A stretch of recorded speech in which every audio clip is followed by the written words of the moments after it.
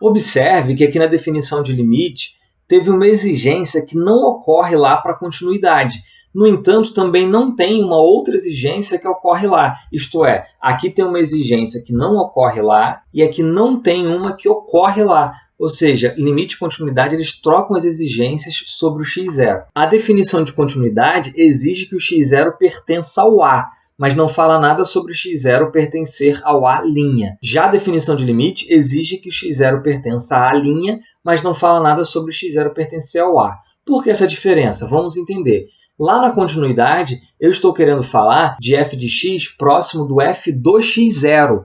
Ora, para existir f do x0, o x0 tem que estar no domínio da função. Para eu falar de f do x0, o x0 tem que pertencer ao A. Por isso que a continuidade exige que o x0 pertença ao A. E por que a continuidade não exige que o x0 pertença à linha? Simplesmente porque não tem nenhum motivo. Aqui no limite, nós temos um motivo para exigir que o x0 pertença à linha. Já vou falar daqui a pouco qual é.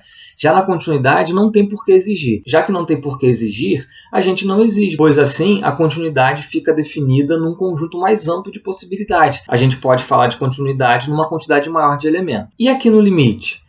No limite, a gente não exige que x0 pertença ao A, também para não restringir, não tem por que pedir para exigir ao A. Até porque, em muitos dos principais limites da matemática, o x0 nem está no domínio da função. Por exemplo, quando se fala de derivada. Quando a gente quer falar derivada de uma função f num ponto x0, o x0 não está no domínio do quociente que define a derivada. Cuidado, não confunda aqui. Não estou dizendo que o x0 não está no domínio da função que você vai derivar. Sim, o x0 está no domínio da função que você quer derivar. Mas o x0 não está no domínio do quociente que define derivada. Lembra que derivada tem um x menos x0 no denominador.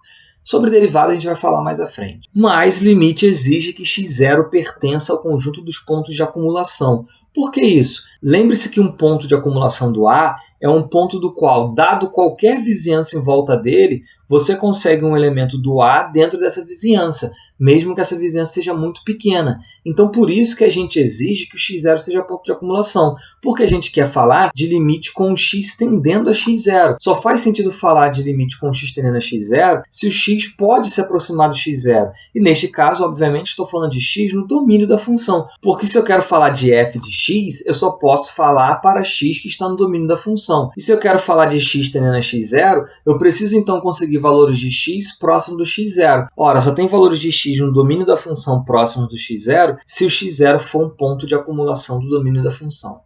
A negação do limite é semelhante à negação da continuidade. A gente diz que não ocorre do limite de f de x ser igual a L quando x tende a x0, se e somente se existe pelo menos um epsilon positivo, tal que para todo delta positivo existe pelo menos um elemento no domínio da função, tal que a distância desse elemento para o x0 é menor que delta e é maior que o zero, e módulo de f de x menos L não é menor do que o epsilon, isto é maior ou igual ao epsilon. Observe também que dizer que não existe o limite é dizer que não existe nenhum número real tal que o limite seja igual a este número. Ou seja, dizer que não existe limite de uma função quando x tende a x0 é dizer que para todo número real L não ocorre de limite de f de x ser igual ao L.